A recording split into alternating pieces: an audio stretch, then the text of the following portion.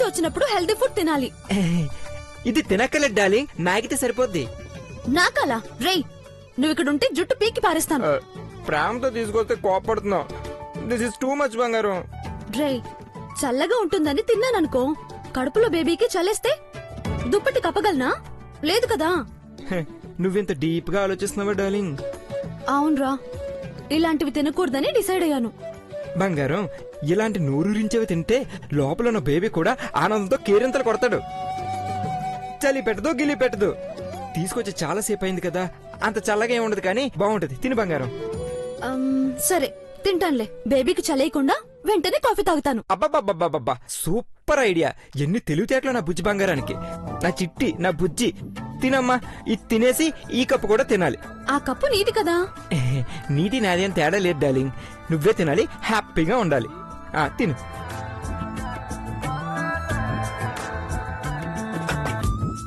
Good girl. రే, నేను girl ని కాదు, మమ్మీని, అమ్మని. అవును కదా. ఎస్, ఎవరి మదర్. రే, ఐస్ క్రీమ్ తినిపించే పద్ధతి ఇదేనా? ఎవరైనా చూస్తే నేను కుర్తిలో మూతి పెట్టాననుకుంటారు. నేను తుడుస్తాను కదా. పోయింది. థ్యాంక్ యూ రా. ఇంకో 2 కప్పులు తెప్పించునా? వద్దు, నీ ప్రేమకు కడుపు నిండిపోయింది. I love you. Love you two బంగారం. వద్దా?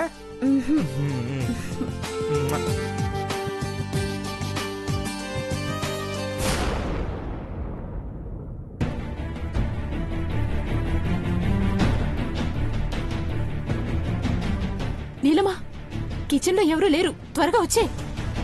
మన పని త్వరగా ఫినిష్ చేసుకుని ఇక్కడి నుంచి వెళ్ళిపోవాలి. భయం ఎందుకంటీ? అది వచ్చినా సరే దాన్ని చంపేస్తామని బెదిరించి మరీ దాన్ని చంపేద్దాం. అసలు ఆ రూమ్ ఫ్రెషనర్ కి పాయిజన్ కి తేడా తెలియని దాన్ని పైకి పంపించడం చాలా ఈజీ. ఇది బాగానే పనిచేస్తుంది కదా. ప్రాణం తీసే మందులు ఇండియాలోనే బాగా పనిచేస్తాయి ఆంటీ. రోజుకి 3-4 గంటలైనా అది కిచెన్ లోనే పడుంటుంది. వంటల వాసన కన్నా ఈ విషం వాసనే ఎక్కువగా పీలుస్తుంది. అది సరే, సుమారు ఎన్ని రోజుల్లో దాని శవాన్ని చూడగలం? 2 వారాలనుకుంటున్నాను. కానీ అది శ్వాస పీల్చే తీవ్రతను బట్టి దాని చావు ఆధారపడుంటుంది. వారం అంటే ఎక్కువే. 2 రోజుల్లో దానికి తుమ్ములు దగ్గులు మొదలవుతాయాంటీ.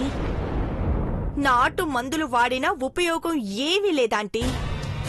మరది డాక్టర్ని కలిస్తే?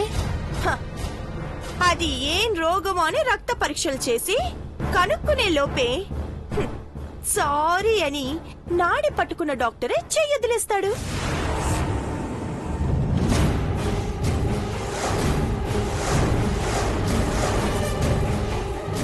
అంటే అది చచ్చినట్టే. ఉండండి, ముందు పాయిజన్ బాటిల్ ని ఎక్కడైనా ఫిక్స్ చేయాలి.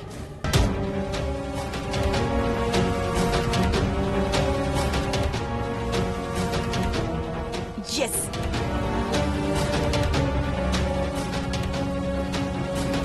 పార్వతి, మీరేం చేస్తున్నారు ఇక్కడ? కాఫీ టిఫిన్లు మేం చేసుకోకూడదా? ఈ వంటగది దాన్ని ఆస్తి అనుకుంటున్నావా ఏంటి? ఆ మాటకొస్తే పార్వతి వంటగదికే కాదు, ఈ ఇంటికే యువరాణి. పోనీలే ఐశ్వర్య, నువ్వలా అనుకుని తృప్తి పడ్డావంటే అంతకన్నా ఆనందం ఇంకేముంటుంది చెప్పు. అమ్మాయి గారు, మీరు ఈడుకొచ్చారేంటి? ఏం కావాలో చెప్తే నాన్నే అట్టుకొచ్చేదాన్ని కదా. నాకేం అక్కర్లేదు పార్వతి. ఏయ్, ముందుకు నుంచి వెళ్ళండి. కిచెన్ లో చాపేసుకుని పడుకుంటావా ఏంటి? రూమ్ ఫ్రెషనర్స్ అన్ని మారుస్తున్నాం. క్లీనింగ్ పని మాదే కదా. ఇందాక భవానీ ఆంటీ కాఫీ టిఫిన్ కోసం వచ్చావందే. ఆకలేస్తే ఏం చేసుకొని తినకూడదా? అన్ని పార్వతే తెచ్చి పెడుతుందా? మీతో డిస్కషన్ అనవసరం, వెళ్ళండి. రా ఆంటీ, వీళ్లతో మనకేంటి?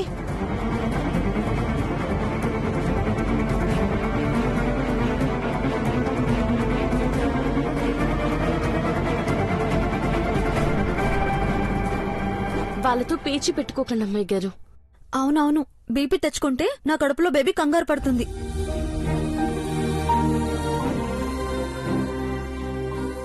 ఎక్కువసేపు ఉంటే ఐశ్వర్య కూడా ఈ పాయిజన్ గాలి పీల్చుకుని చచ్చిపోతుంది. సైలెంట్ గా ఉండు. ఏంటి అలా చూస్తున్నావు పార్వతి? బిడ్డ మీద మీరెంత మమకారం పెంచుకున్నారా అని చూస్తున్నాను. ఆ మాత్రం ప్రేమ ఉంటుంది కదా పార్వతి. తల్లి ప్రేమకు కొలతలు చూస్తామా అమ్మాయి గారు?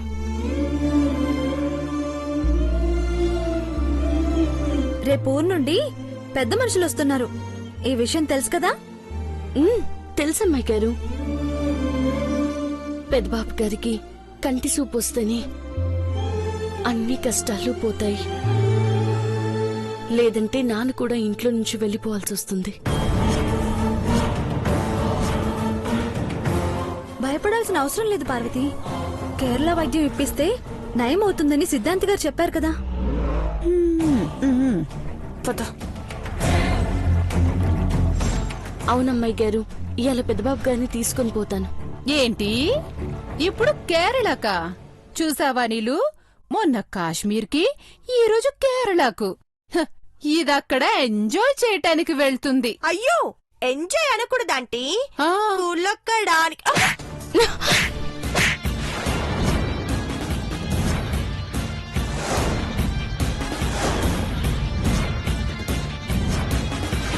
అదేంటి అలా కొట్టేశావు? మర్యాద ఉన్నంత వరకే. గౌరవం ఇస్తానని తెలుసుకోండి చిన్నమ్మ గారు. లేదంటే లేదంటే నన్ను కొట్టేస్తావా? అందులో అనుమానమే లేదు. అర్థం చేసుకుని నోరు మూసుకుని వెళ్ళండి.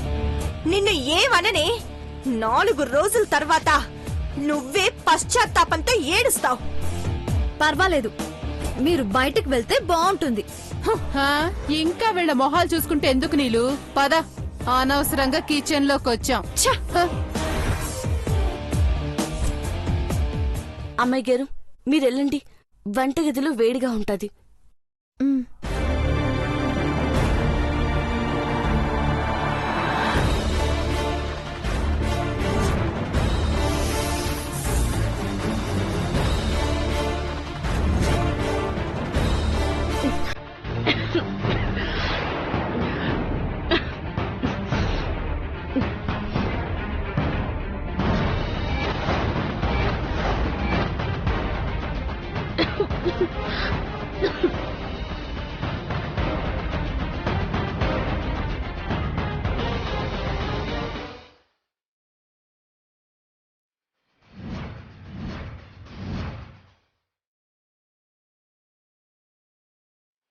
పార్వతి, పార్వతి, పార్వతి.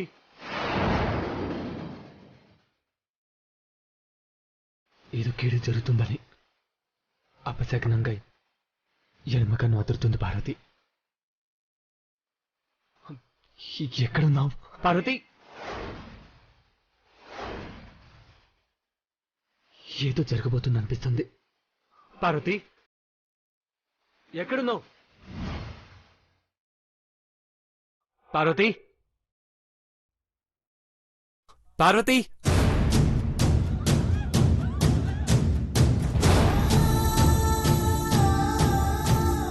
పార్వతి.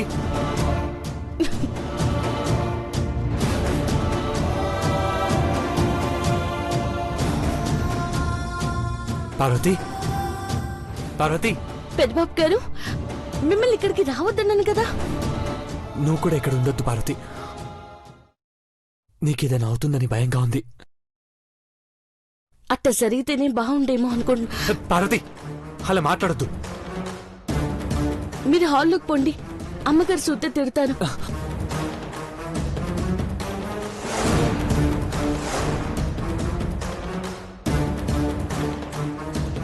పార్వతి, ఇక్కడేదో ఒక రకమైన వాసన వస్తుంది. ఏమీ లేదు, మీరు వెళ్ళండి. ఎంత చెప్పినా ఎందుకు విను పార్వతి?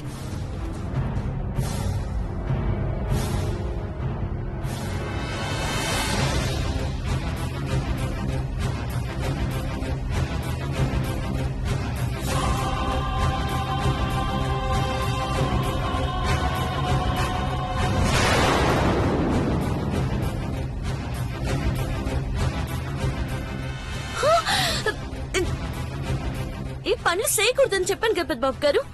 చెయ్యి తెగితే జాలిపడ్డా బాధపడ్డా నువ్వు అర్థం చేసుకో కదా. మొండిగా ఉండకండి పెద్దబాబు గారు. నన్ను పని చేసుకోనివ్వండి.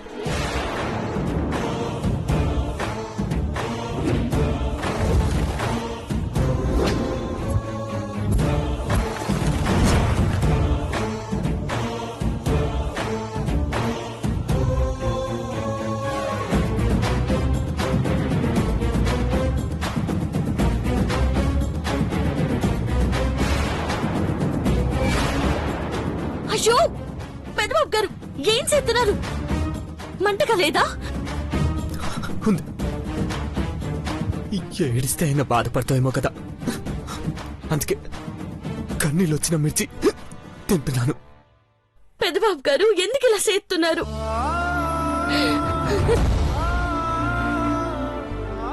ఇదిగోండి ఈ చక్కెర తినండి. వద్దు, నాకేమొద్దు, నాకేం వద్దన్నాను కదా.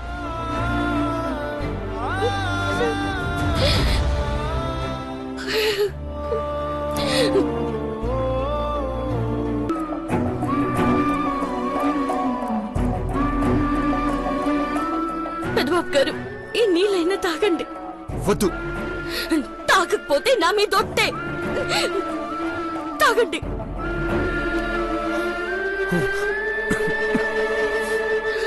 మీకు సూప్ వచ్చేదాకా నన్ను నేను క్షమించుకోలేను పెద్దబాబు గారు. మీ మీద నాకు కోపం లేదు, నా మీద నాకే కోపం ఉంది. అర్థం చేసుకోండి. పదండి.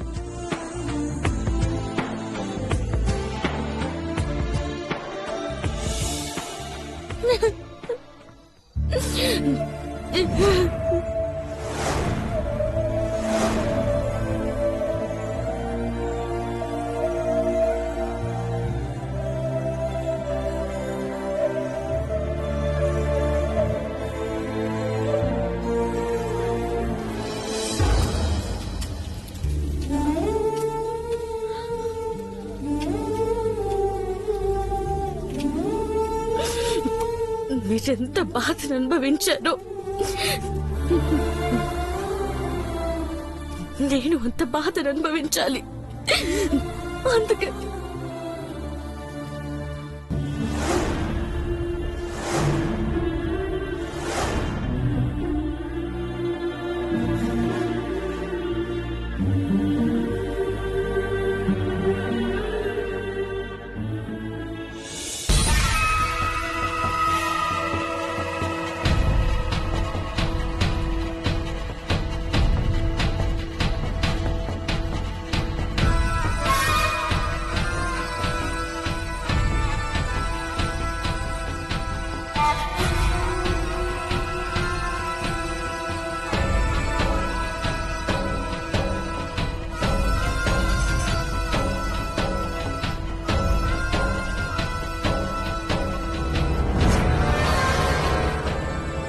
ఐశ్వర్యన్న మాటలకు ఫీల్ అయిపోయి పని మనిషిగా ఫిక్స్ అయిపోయావా ఏంటి నీళ్ళు?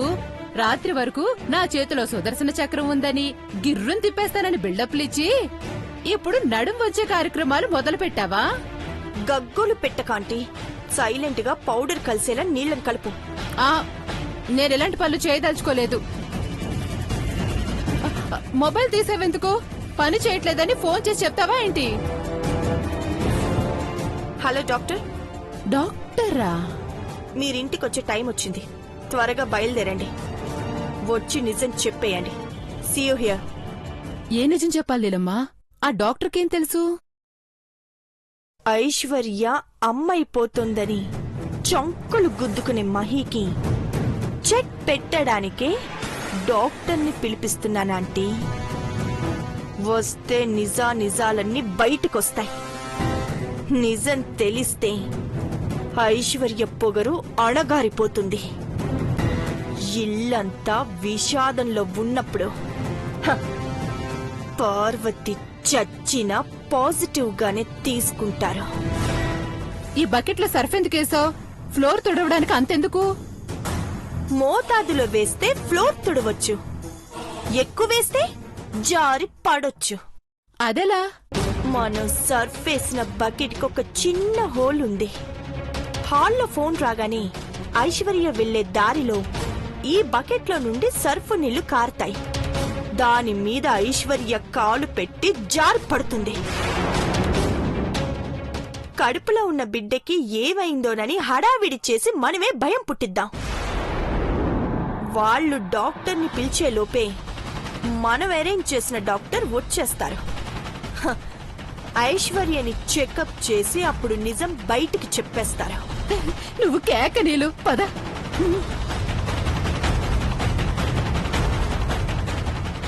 రా.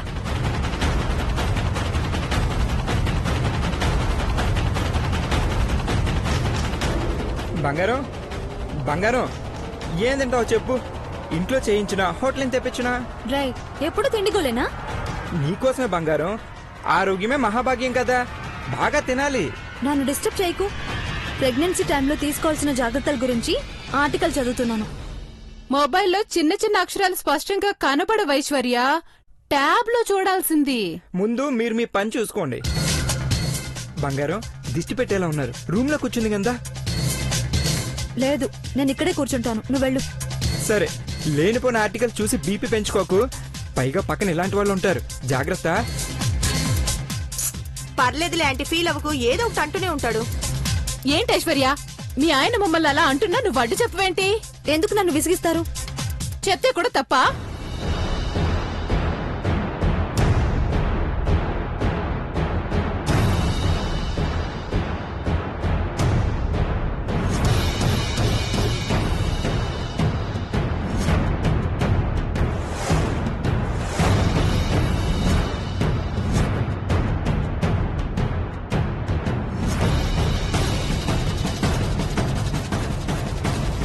ప్రెగ్నెంట్ గా ఉన్నప్పుడు చిరాకు కూడా ఎక్కువే ఉంటుంది. చీటికి మాటికి కసుబుసులాడుతూ ఉంటారు. లేగైశ్వర్య క్లీన్ చేయాలి. లే ఐశ్వర్య, అక్కడ క్లీన్ చేయాలి. ఇప్పుడే చేయాలా? పోండి అవతలకి. వదిలేండి ఆంటీ, క్లీన్ చేయాలని చెప్పిన వినక